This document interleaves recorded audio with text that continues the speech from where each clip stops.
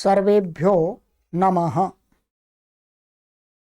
देववाणी संस्कृतं यूट्यूब चलदृश्यं प्रति भवतां भवतीनां च हार्दं स्वागतम्। मित्रों, तर्क संग्रह को पढ़ रहे हैं और आज तर्क संग्रह की कक्षा संख्या 24 को पढ़ेंगे। 23 कक्षाएं पढ़ा दिए हैं, आज 24वीं कक्षा को पढ़ेंगे। चलिएगा, पुस्तक को ओपन कर लीजिएगा और पुस्तक से ओपन करने से पूर्व आप सभी से बहुत आवश्यक निवेदन भी करना है।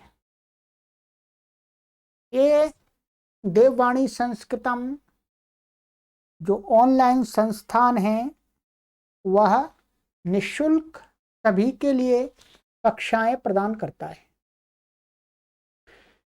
कक्षा के लिए, किसी भी कक्षा के लिए कोई शुल्क किसी को नहीं देना पड़ता है, परंतु इसको संचालित करने के लिए आप सभी जानते हैं व्यय होता है।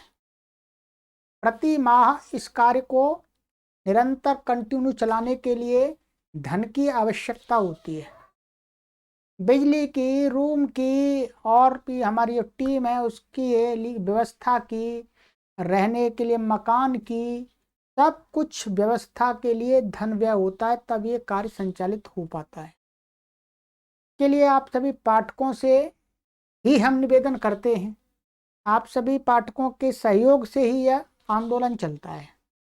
हम तो मात्र निस्वार्थ भाव से बिना किसी वेतन के पढ़ाते हैं आपको, ठीक है।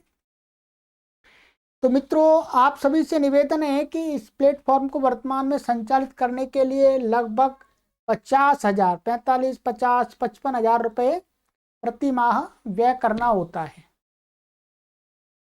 तो 1-1 रुपया, 2-2 रुपया आप सभी से हमें दान में, सहयोग में, दक्षिणा के रूप में प्राप्त होता है। तो आप सभी से मेरा निवेदन है कि आप भरपूर पढ़िएगा संस्कृत भाषा को, और भी हम जो भी कक्षाएं संचालित करते हैं मित्रों, परंतु आप प्रति माह इस अभियान के, आंदोलन के सदस्य बन जाइएगा। जितना भी भगवान ने, ईश्वर ने, परमात्मा ने आपको सामर्थ्य दिया है, उस सामर्थ्य के अनुसार आप इसमें प्रति माह के सदस्य बन जाइएगा। अपने आप में सहयोग भेजते रहिएगा, जिससे हमें कोई कार्य करने में बाधा ना आए। यदि पैसा नहीं होगा, धन नहीं होगा, तो कार्य कहाँ से करेंगे? फिर और कुछ कार्य करना पड़ेगा। ठीक है, तो आप सभी का सहयोग आता रहेगा तो हम इस संस्कृत भाषा के लिए निरंतर कार्य करने में समर्थ बने रहेंगे। तो आप सभी से यही निवेदन है। हम हाथ जोड़ के भिक्षा भी मांग लेते हैं, ठीक है, क्योंकि विद्या का कार्य कर रहे हैं और ये ऋषियों की विद्या का कार्य है। इसलिए आप सभी लोग इस अभियान के मासिक सदस्य बन जाइएगा, स्वेच्छापूर्वक प्रति माह अपना सहयोग दीजिएगा। ये व्हाट्सएप नंबर है, ये अकाउंट, जिस अकाउंट से संचालित होता है वो अकाउंट नंबर है। गूगल पे, फोन पे, पेटीएम नंबर है आपका 9582104261, ठीक है। और सरलता से सहयोग प्रदान करने के लिए ये QR कोड है, आप वीडियो के ऊपर से स्कैन करके हमें सहयोग अवश्य भेजिएगा, अवश्य भेजिएगा। विकल्प मत छोड़िएगा, क्योंकि हम विकल्प में कार्य नहीं कर रहे, हमको कार्य करना ही है, ठीक है। तो आप सहयोग अवश्य भेजिएगा, और वीडियो के डिस्क्रिप्शन में भी आपको अकाउंट डिटेल दे दी गई है, वहाँ से भी आप देख सकते हैं। बाकी व्हाट्सएप नंबर पे हमें सूचना अवश्य दीजिएगा, चाहे आप 1 रुपया प्रेषित करें दान में, चाहे 1000 रुपये करें, 5000 करें, 10,000 करें, 11,000 करें, जितना भी सहयोग करें उतना ही हमें कार्य करने में सुविधा होगी और आपका भी एक महान पुण्य का अर्जन होगा, ठीक है। चलिएगा, तो अभी हम गुणों को पढ़ रहे थे। गुणों में हमने आपको गत कक्षा में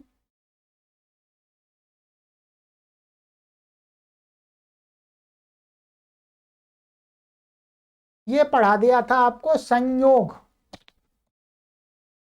संयोग आपको हमने पढ़ा दिया था, ठीक है।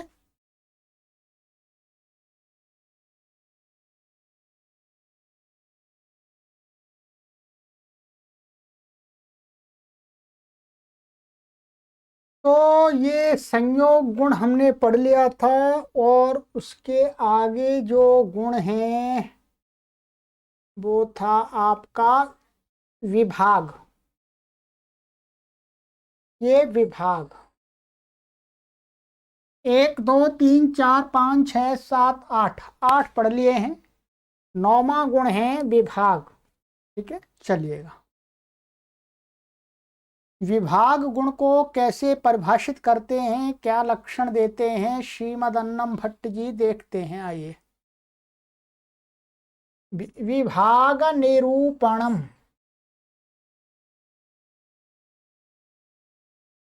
विभाग जो गुण हैं उसका निरूपण करते हैं, बताते हैं। संयोग नाशको गुणो विभागः।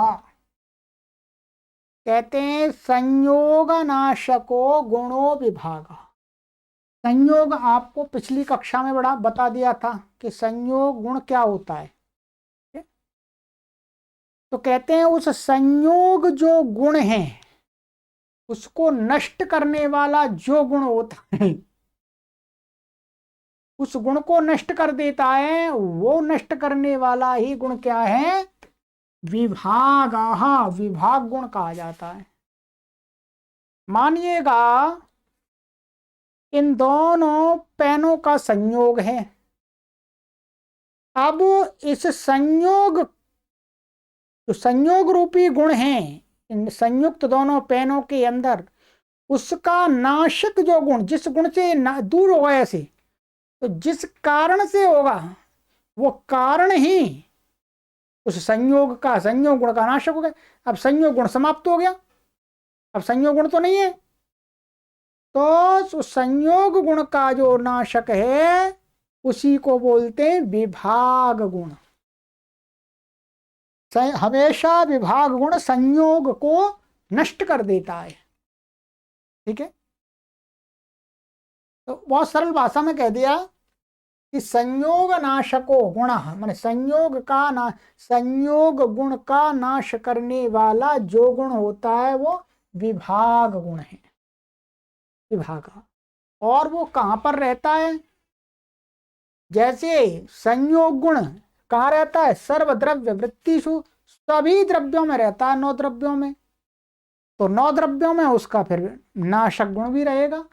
तो कहते हैं सर्वद्रव्य वृत्ति ही, सभी द्रव्यों में ये रहने वाला गुण है विभाग।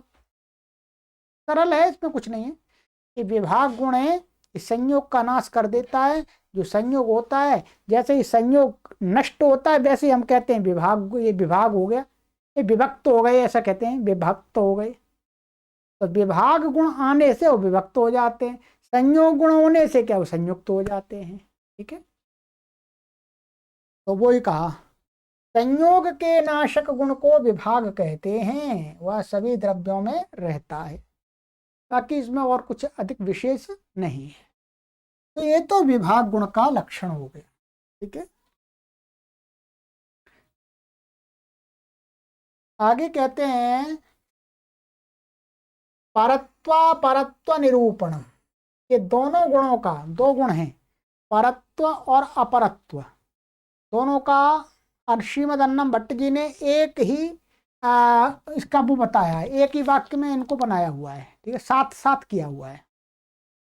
जब हैं ये 2, कहते हैं परा परा व्यवहार, व्यवहारा साधारण कारणे परत्वे। आप समझिएगा, कहते हैं पर और अपर, पर और अपर शब्द है। पर और अपर माने यह परे है, ये अपर है। अपर का हम अर्थ लेते हैं इधर इधर, ठीक है। पर का अर्थ लेते हैं दूर दूर दूर, पर। तो कहते हैं पर और अपर शब्द हैं, ये तो गुणी के रूप में प्रयोग होते हैं।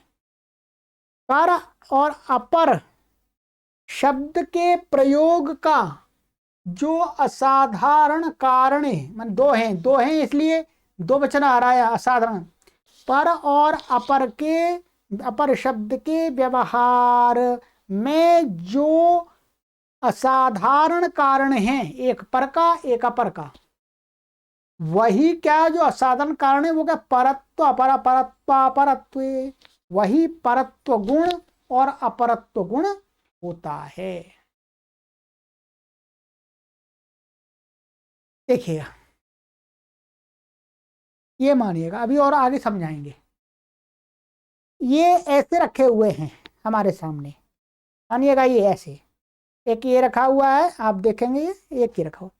तो अब मैं कहूंगा ये जो पेन है वो इस पेन से परे है, पर है, ये पर है, हिंदी में परे बोल देते हैं, तो पर है ये, और इस पेन से ये वाला पेन क्या है, अपर है, माने इधर ही है। ये किसकी अपेक्षा से है, अपेक्षाकृति तो है, इसकी अपेक्षा से ये पर है, इसकी अपेक्षा से ये अपर है। इधर मैं अपनी तरफ से व्यवहार कर रहा हूं, यदि कोई उधर का व्यक्ति व्यवहार करेगा तो वो कहेगा ये अपर है और ये पर है, ऐसे कहेगा। तो कहते हैं कि बस इसके लिए पर, इसके लिए किसी के लिए भी पर का प्रयोग करते हैं तो उसके अंदर परत्व गुण होता है। वो क्या होता है, पर का जो असाधारण का, हम जिस कारण से उसको कह रहे हैं कि ये परे है, जिस कारण से कह रहे हैं, जिस असाधारण कारण से कह रहे हैं, तो वही असाधारण कारण क्या है, परत्व गुण है। और जिस असाधारण कारण से हम इसको अपर बोल रहे हैं तो वही असाधारण कारण अपरत्व है। ठीक है, और समझिएगा, पृथिव्यादि चतुष्टय मनोवृत्तिनी, कहते हैं ये रहता कहां पर है, परत्व और अपरत्व, सभी द्रव्यों में नहीं रहता, ये सर्वद्रव्य वृत्ति वाला नहीं है। कहते हैं पृथिव्यादि चतुष्टय, चतुष्ट में चार, पृथ्वी आदि, पृथ्वी अप मन जल, तेज मन अग्नि और वायु, चार में रहता है, चार, पृथिव्यादि चतुष्टय, पृथ्वी जल अग्नि वायु, आकाश में नहीं है। और क्या, मन, मन में रहता है, मनोवृत्तिनी, ये द्विवचन है इसलिए यहाँ पर दो है ना, इसलिए द्विवचन, ये मन में रहने वाला है, मान चार पांच द्रव्यों में रहने वाला है ये, पृथ्वी जल अग्नि वायु और मन में रह रहा है ये, पर और अपर, पर और अपर का व्यवहार इन्हीं में होता है बस। ठीक है, और कहते हैं उनके प्रकार बता रहे हैं, वो कितने प्रकार के, पर और अपर, परत्व और परत्व। तो कहते हैं ते द्विविधे, वे परत्व और अपरत्व दो प्रकार के हैं, दो प्रकार के। कहते हैं कैसे, दिक्कृते कालकृते चेती, एक तो हम दिशा से पर बोलते हैं, जैसे हम ये अभी हम दिशा से ही तो बोल रहे थे इसको, अधिकृत माने दिशा से किया हुआ परत्व, हम इसको बोले इसे ये इस दिशा में है मानिएगा, इसलिए इससे ये इस दिशा में है इसलिए हम उसको पर बोल रहे हैं। तो दिशाकृत है, माने दिशा के माध्यम से इसको हम पर शब्द का परत्व का पर का प्रयोग कर रहे हैं, और इसका दिशा माने ये इससे इधर की दिशा में, तो इसलिए इसको अपर का प्रयोग कर रहे हैं। तो जो परत्व और अपरत्व गुण हैं ये क्या है, दिशा के द्वारा किए जाते हैं, दिशा की अपेक्षा से किए जाते हैं। ठीक है, और कालकृत और काल की अपेक्षा से भी हम बोलते हैं ये पर और अपर, वो बता रहे हैं आपको। तेति दूरस्थे दिक्कृतम परत्वम, मैं दूरस्थे, दूर में स्थित, दूरस्थे माने दूर में स्थित कोई पदार्थ है, तो दूरस्थे दूर में स्थित कोई है, उसमें दिक्कृतम माने दिशा के माध्यम से ही, दिशा के द्वारा ही, दिशा की अपेक्षा से ही परत्व कहते हैं हम, भाई दूर बने, ये उधर दूर है, यहां से दूर दूर है इस दिशा में कहीं, तो परत्व बोलते परे है। और कहते समीपस्थे दिक्कृतम अपरत्वम, यदि कोई वस्तु समीप में है उसमें हम क्या करते हैं, अपरत्व का व्यवहार करते हैं, वो भी दिशाकृत करते हैं। वो माने दिशा की दृष्टि से ये इधर है और ये परे है। मानिएगा सेंटर बना लीजिएगा आप। अब हम 3 ले लेते हैं, ये 3 हम ऐसे रख लेते हैं, ठीक है, एक यहाँ रख लेते हैं। अब हमने ये दिशा एक सेंटर बना दिया, हम कहेंगे इससे ये अपर है और इससे ये पर है, ऐसा कह सकते हैं। दिशाकृति तो है भाई, इससे इधर की दिशा में इसलिए इसको पर बोल रहे हैं, और इसकी इधर से इधर दिशा में उसको पर बोल रहे हैं, दिशाकृत। ऐसे ही कालकृत, कालकृत का ये समय, हाँ जी, कालकृत, कालकृत भी ऐसा ही होता है, छोटी बड़ी आयु का जो भेद करते हैं वो कालकृत होता है, ठीक है। अब बता रहे हैं ज्येष्ठे कालकृतम परत्वम और कनिष्ठे कालकृतम अपरत्वम। ज्येष्ठ में माने बड़ी आयु का है कोई, तो भी हम बोलते हैं ये पीछे पर है, पर माने परे काल का है, माने पुराने अधिक काल का है, पीछे माने अधिक है, ठीक है, ये कालकृत। और माने हम ये कालकृति तो बोलते हैं, ये पर माने बड़ा, अपर माने छोटा। और कालकृत माने कोई 5 साल का है तो वो अपर है, किससे, 10 साल वाले से, और कोई 10 साल का है वो किससे पर है, किससे, 5 साल वाले से। तो ये जो परत्व और अपरत्व है, इस गुण से पर और अपर शब्दों का प्रयोग कालकृत और दिशाकृत होता है। दिशा की अपेक्षा से और काल की अपेक्षा से हम पर अपरत्व और अपरत्व गुण का पर और अपर में व्यवहार करते हैं, ठीक है। तो सरल है ये, परापर व्यवहारा साधारण कारणे परत्वा परत्वे। अब जो असाधारण कारण अर्थ हम इसको इससे यहां से इसको परे कह रहे हैं, बस परे जिस कारण से कह रहे हैं बस वही कारण क्या है, परत्व गुण है। और इधर वाली वस्तु को हम अपर कह रहे हैं, तो उसमें अपरत्व गुण होने के कारण से उसको अपर कह रहे हैं, ठीक है। तो वही कहा, तो पृथिव्यादि चतुष्ट मनोवृत्तिनी, और ये 4 पदार्थों में रहता है, पृथ्वी 4 और मन 5 में, मन में पृथ्वी जल अग्नि वायु और मन में रहता है, ठीक है। समीपस्थे दिक्कृतम अपरत्वम, समीपस्थ। अब ये पृथिव्यादि हैं, इनमें पृथिव्यादि के कार्य और नित्य दोनों प्रकार के आ जाएंगे। ये 4 द्रव्य हैं, वो अनित्य भी, वो नित्य भी है और अनित्य भी है, तो दोनों में व्यवहार होगा इसका। ऐसे ही पृथ्वी मनोवृत्ति, ऐसे मनोवृत्ति मन का भी बता रहे हैं कि मन भी ये मन परे है। एक शरीर में किसी एक पॉइंट को लेकर के ऐसा व्यवहार करते हैं कि भाई मन इस स्थान से परे स्थित है शरीर में, ठीक है। तो वही मन के लिए प्रयोग होता है इसका। आकाश, ठीक है, और काल और दिशा के लिए प्रयोग नहीं होता, काल और दिशा के माध्यम से इसका प्रयोग होता है, ठीक है। ये रहता तो इन्हीं में है, पृथ्वी आदि में, और आत्मा में भी नहीं रहता, ये मन में रहता है। का मतलब 4 में नहीं रहता, किस में नहीं रहता, आत्मा में और आपका आकाश में, ठीक है। पृथ्वी अप